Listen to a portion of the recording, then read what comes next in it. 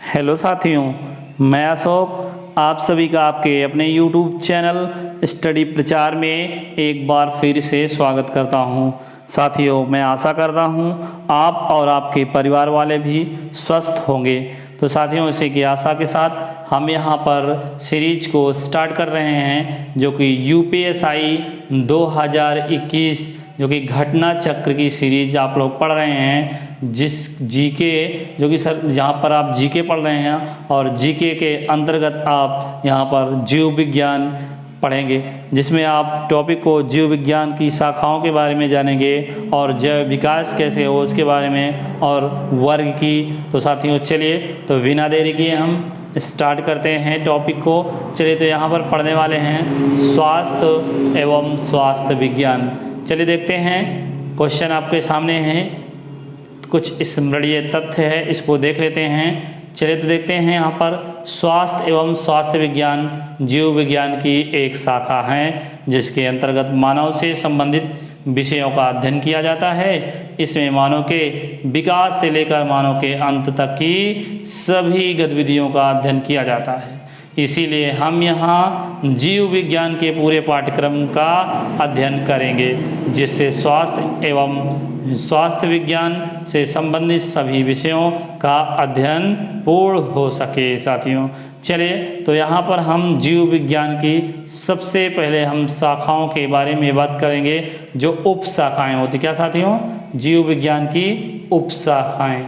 चलिए तो देखते हैं, यहाँ पर जंतु विज्ञान जिसे हम जूलॉजी भी कहते हैं, और जंतु विज्ञान के अंतर्गत जीवित एवं मृत जानवरों का विस्तृत अध्ययन किया जाता है। साथियों चलिए, अगला पॉइंट है। अब अगला पॉइंट क्या कह रहा है? अरस्तु को जंतु विज्ञान तथा जीव विज्ञान का जनक फादर माना जाता है। नेक्स्ट क्वेश्चन पे आ जाते हैं। तो अगला करा है जेरेंटोलॉजी। क्या है साथियों? जेरेंटोलॉजी इसके अंतर्गत उन कारकों का अध्ययन करते हैं जो मनुष्य के शरीर में बुढ़ापा या फिर जीर्णता लाने के लिए उत्तरदायी है। चलिए आइए अगला पॉइंट, यहाँ पर हर एक पॉइंट इम्पोर्टेंस है, ध्यान से देखेंगे साथियों। चलिए, तो पेडोलॉजी की बात करें तो इसके अंतर्गत मृदा का निर्माण, मृदा के प्रकार आदि का हम अध्ययन करते हैं, जो कि पेडोलॉजी के अंतर्गत। चलिए नेक्स्ट पॉइंट देखते हैं, हाइड्रोपोनिक्स। क्या साथियों? हाइड्रोपोनिक्स एक ऐसी प्रक्रिया है साथियों जिसमें खनिज पोषक तत्वों के विलयन के प्रयोग द्वारा जल में पौधों को उगाया जाता है। साथियों जल में पौधों को उगाया जाता है। आइए अगला हम देखते हैं। तो साथियों देख पा रहे होंगे आप, तो नेक्स्ट पॉइंट आपसे कह रहा है हाइड्रोपोनिक्स है, जो साथियों पौधों के उगाने की ऐसी विधि है जिसमें भूमि अर्थात मृदा की आवश्यकता नहीं होती है। हाइड्रोपोनिक्स साथियों पौधों को उगाने की ऐसी विधि है जिसमें भूमि अर्थात मृदा की आवश्यकता नहीं होती। चलिए, क्वेश्चन किसी भी प्रकार से पूछा जा सकता है। कह रहा है क्या साथियों? लिथोट्रिप्सी एक चिकित्सीय प्रक्रिया है जिसमें प्रघाती तरंगों की सहायता से गुर्दे, पित्ताशय, मूत्राशय की थैली, साथियों क्या? मूत्राशय की थैली आदि में स्थित पथरी को तोड़कर मरीज का इलाज किया जाता है। साथियों क्या है? लिथोट्रिप्सी कहलाता है। आप इसे देख सकते हैं साथियों। आइए हम कुछ उप शाखाएँ और उनसे संबंधित अध्ययन के बारे में हम पढ़ेंगे। चलिए देखते हैं, कुछ उप शाखाएँ दी जा रही हैं और हम इसके अंतर्गत संबंधित अध्ययन क्या करते हैं देख लेते हैं। चलिए, पहला है एग्रोएस्ट्रोलॉजी। क्या है साथियों? एग्रोएस्ट्रोलॉजी जो कि घास से संबंधित अध्ययन। क्या साथियों? घास से संबंधित अध्ययन। आइए हम नेक्स्ट देखते हैं। तो कह रहा बायोमेट्री। क्या साथियों? बायोमेट्री यहाँ पर गणित एवं सांख्यिकी की तकनीकों द्वारा जीव विज्ञान का अध्ययन होता है साथियों, इसमें बायोमेट्री में। चलिए अगला देखते हैं, यहाँ पर है बायोनिक्स। देखिए बायोनिक्स में क्या होता है? जैविक जगत में होने वाले कार्य, गुण एवं पद्धति का अध्ययन अजैव तथा अजैव तंत्र पर इसका प्रयोग होता है। साथियों, कहाँ होता है? जैविक जगत में होने वाले कार्य, गुण, पद्धति का अध्ययन तथा अजैव तंत्र पर इसका प्रयोग होता है। चलिए आइए हम अगला पॉइंट देखते हैं, जिसमें कह रहा है बायोनॉमिक्स है। साथियों, अब यहाँ पर देखेंगे जीवधारियों का उनके वातावरण के साथ संबंध का अध्ययन इसमें किया जाता है। और कांकोलॉजी की बात करें साथियों, तो ये मोलस्का के खोलो, क्या साथियों? खेलो नहीं, यहाँ पर खोलो है, जिसे सेल कहते हैं। कह रहे हैं मोलस्का के खोलों, सेल का अध्ययन किया जाता है। साथियों, नेक्स्ट आ जाते हैं फ्लोरिकल्चर। फ्लावर से देख पा रहे होंगे साथियों, फ्लोरिकल्चर सजावट के लिए काम आने वाले पुष्पीय पौधों की कृषि एवं पुष्प उद्योग का अध्ययन फ्लोरिकल्चर के अंतर्गत किया जाता है। देखिए जेनेटिक्स, अब जेनेटिक्स की हम बात करें तो साथियों, जीवधारियों में जो आनुवंशिक लक्षणों तथा इनकी वंशागति अध्ययन इसमें किया जाता है जेनेटिक्स में। साथियों, चलिए आ जाते हैं इथोलॉजी। देखिए इथोलॉजी की बात करें हम ना साथियों, तो मानव सहित सभी तंतुओं के व्यवहार का अध्ययन किया जाता है। क्या? मानव सहित सभी मानव सहित सभी जंतुओं के व्यवहार का अध्ययन किया जाता है। चलिए आइए हम नेक्स्ट पॉइंट देख लेते हैं, हार्टी। देखिए हार्टिकल्चर की अगर हम बात करते हैं तो पुष्प एवं फल देने वाले पौधों का अध्ययन इसमें किया जाता है। और आ जाते हैं इक्थियोलॉजी। देखिए इक्थियोलॉजी मछली की संरचना, कार्यकी इत्यादि का अध्ययन इक्थियोलॉजी में किया जाता है। आइए नेक्स्ट पॉइंट देखते हैं, यहाँ पर जो यूपीएसआई में पूछे जाते हैं साथियों, यहाँ पर जो कि हम पढ़ रहे हैं यूपीएसआई घटना चक्र की बुक को। चलिए देखते हैं, तो यहाँ पर कह रहा है पैरासीटोलॉजी। क्या साथियों? पैरासीटोलॉजी है जो परजीव जीवों का अध्ययन इसमें किया जाता है। नेक्स्ट आ जाता है आपका फ्रेनोलॉजी। देखिए फ्रेनोलॉजी की बात करें तो इसमें मस्तिष्क के विभिन्न भागों की क्रियाशीलता तथा विक्षिप्तता का अध्ययन किया जाता है फ्रेनोलॉजी के अंतर्गत। देखिए पिसीकल्चर की अगर हम बात करें साथियों, तो पिसीकल्चर क्या है? देखिए मत्स्य को पालन का अध्ययन, देखिए मत्स्य पालन का अध्ययन करना जो कि पिसीकल्चर के अंतर्गत आ जाता है। चलिए अगला देखते हैं मैलेकोलॉजी। क्या है? मैलेकोलॉजी। देखिए मैलेकोलॉजी मोलस्का का अध्ययन, क्या है साथियों? मोलस्का का अध्ययन मैलेकोलॉजी कहलाता है। आइए ओलेरी कल्चर देखते हैं। ओलेरी कल्चर की बात करें तो सब्जी के लिए काम आने वाले पौधों के उत्पाद का अध्ययन साथियों किया जाता है। नेक्स्ट पॉइंट है जो कि कह रहा है ऑन्कोलॉजी। देखिए ऑन्कोलॉजी की अगर हम बात करें साथियों, तो कैंसर से संबंधित अध्ययन इसमें किया जाता है। चलिए नेक्स्ट पॉइंट टेरेटोलॉजी। देखिए टेरेटोलॉजी की बात करें, शारीरिक विकास में आने वाली असमानताओं का अध्ययन किया जाता है टेरेटोलॉजी के अंतर्गत। आइए नेक्स्ट पॉइंट देखते हैं। देखिए यहाँ पर अस्थियों का अध्ययन किया जाता है। और सेरोलॉजी की बात करें तो रुधिर सीरम का वैज्ञानिक अध्ययन किया जाता है साथियों। चलिए आगे देखते हैं वायरस विज्ञान, वायरोलॉजी जिसे हम कहते हैं, विषाणुओं का अध्ययन इसके अंतर्गत किया जाता है। चलिए आइए हम देख लेते हैं जैव विकास। देखिए जैव विकास से रिलेटेड क्वेश्चन को हम देखेंगे जो कि एग्जाम के पॉइंट ऑफ व्यू से वेरी इंपॉर्टेंट हो सकते हैं। चलिए अद्यतन प्रमाणों के अनुसार पृथ्वी पर जीव का उद्गम लगभग 2 अरब वर्ष पूर्व पहले हुआ था साथियों। चलिए आइए हम नेक्स्ट पॉइंट देखते हैं। प्रारंभ में जीव साधारण तथा एक कोशिकीय थे, बाद में यूकैरियोटिक कोशिका वाले बहुकोशिकीय जीवों का विकास हुआ साथियों। अब पृथ्वी पर सबसे पुराना जीव नील हरित शैवाल, क्या साथियों? नील हरित शैवाल जो कि पृथ्वी पर सबसे पुराना जीव है। आइए हम नेक्स्ट पॉइंट से बात करते हैं। नेक्स्ट पॉइंट यहाँ पर कह रहा है कि नील हरित शैवाल ऐसे प्रथम जीव हैं जिन्होंने सूर्य के प्रकाश एवं जल के प्रयोग से भोजन का निर्माण करना प्रारंभ किया।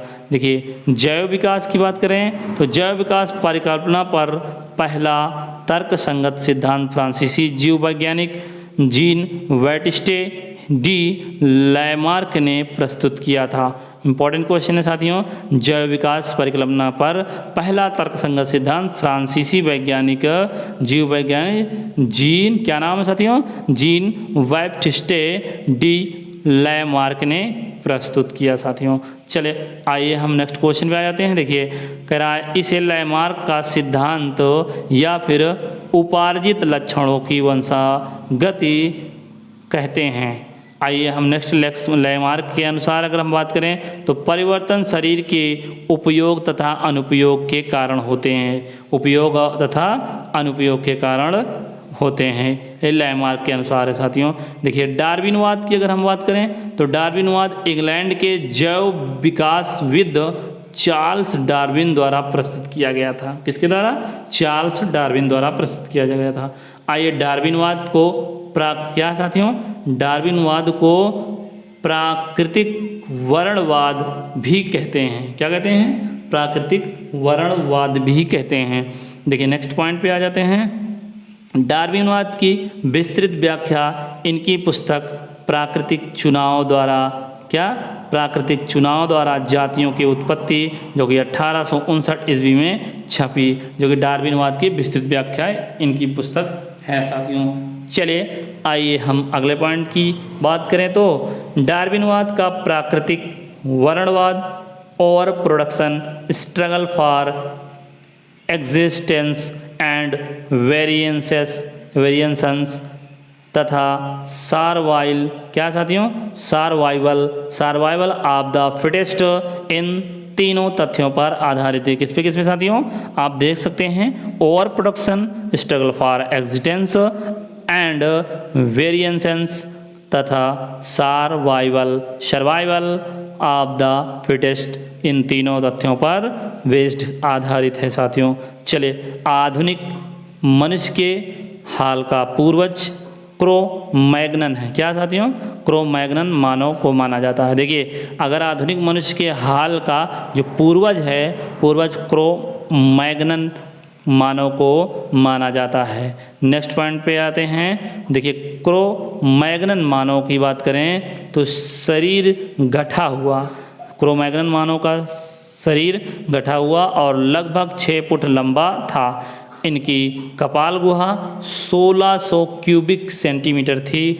जुरैसिक युग का सर्वपुरातन पक्षी आर्कियोप्टेरिक्स है साथियों। क्या है? आर्कियोप्टेरिक्स है। आगे देखते हैं तो विकास के उत्परिवर्तन सिद्धांत का प्रतिपादन ह्यूगो डी व्रीज ने किया था साथियों। चलिए नेक्स्ट पॉइंट पे आ जाते हैं, वर्गीकी देख लेते हैं। देखिए वर्गीकी, इसके अंतर्गत हम क्वेश्चन को देखेंगे किस प्रकार क्वेश्चन पूछे जाते हैं। देखिए जीव विज्ञान, क्या साथियों? जीव विज्ञानियों के अनुसार जीव जगत में सबसे अधिक संख्या कीटों की है। सबसे अधिक संख्या किसकी है? कीटों की है। कीट आर्थ्रोपोडा संघ के अंतर्गत आते हैं। यहाँ से क्वेश्चन पूछा जा सकता है कीट किसके अंतर्गत आते हैं साथियों? तो आर्थ्रोपोडा संघ के अंतर्गत आते हैं। देखिए अमीबा एक कोशिकीय प्रोटोजोआ है।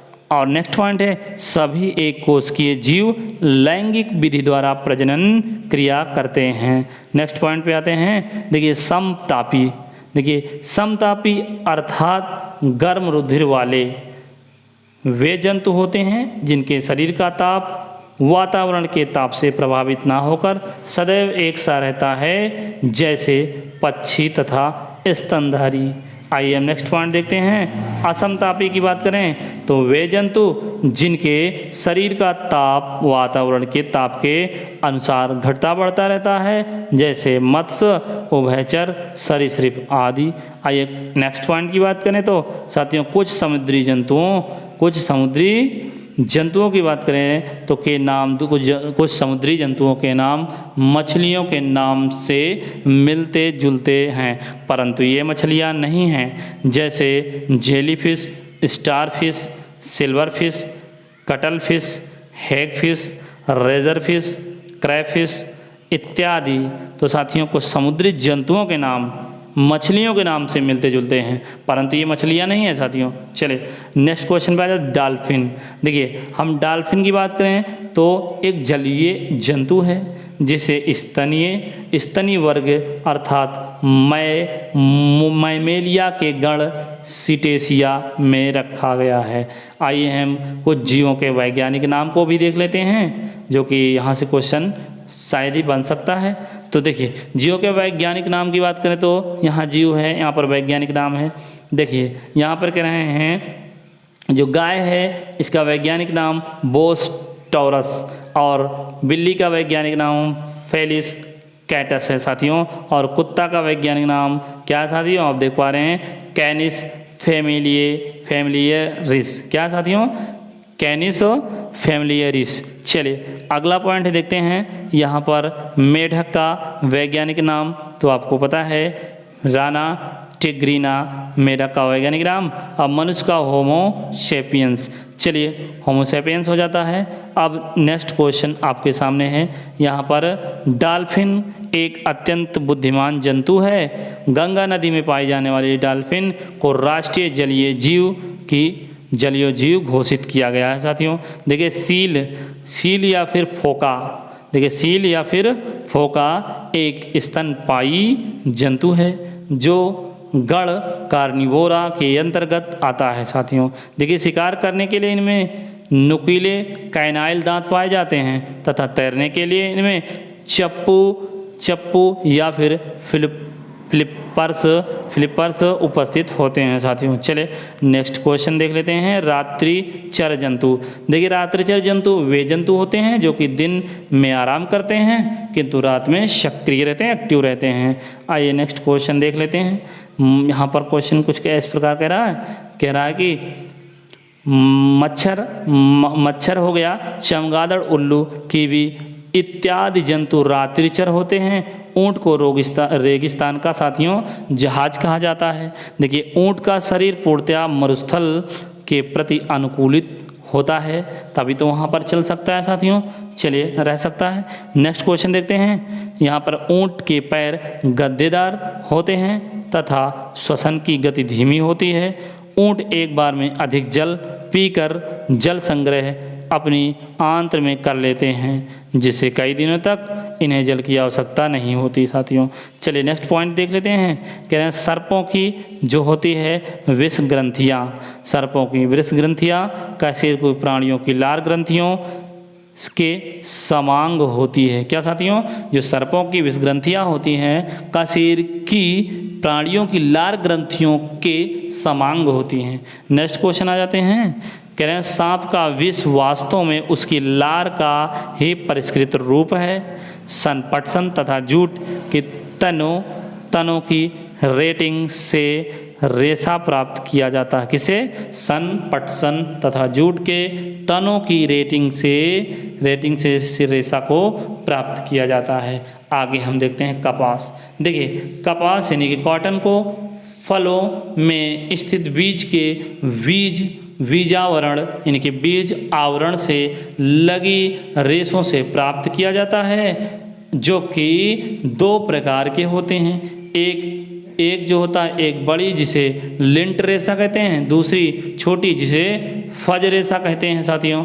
अब लिंट रेशा क्या है, लिंट रेशा व्यापारिक तौर पर अधिक महत्वपूर्ण होते हैं, जबकि फिज रेशे जो होते हैं कम महत्वपूर्ण होते हैं।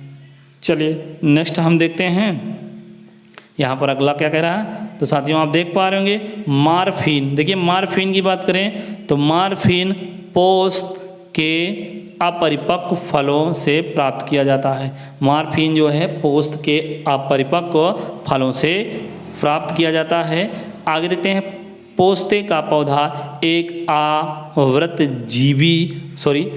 पोस्ते का जो पौधा है एक आवृत बीजी है, जिससे अफीम तथा हीरोइन प्राप्त की जाती है साथियों। बेहद इंपॉर्टेंट क्वेश्चन, पोस्ते का पौधा एक आवृत बीजी पादप है जिससे अफीम तथा हीरोइन प्राप्त किया जाता है। देखिए, मॉर्फिन का उपयोग दर्द निवारक औषधि तथा निद्रारक के रूप में किया जाता है। मॉर्फिन का प्रभाव तंत्रिका तंत्र पर पड़ता है। किस पे पड़ता है? तंत्रिका तंत्र पर। देखिए, अगला पॉइंट अगर हम देखें तो कह रहा है कि लाइकेन अर्थात शैक दो पूर्णतया भिन्न वनस्पतियों शैवाल तथा कवक के साहचर्य से बना पादप होता है साथियों। तो साथियों, यदि हमारा वीडियो आपको पसंद आया हो तो लाइक सब्सक्राइब कीजिएगा और अपने फ्रेंड्स सर्कल में इसे शेयर कीजिएगा। तो साथियों, मिलते हैं एक नए टॉपिक के साथ, और तब तक के लिए साथियों, जय हिंद, जय भारत, वंदे मातरम।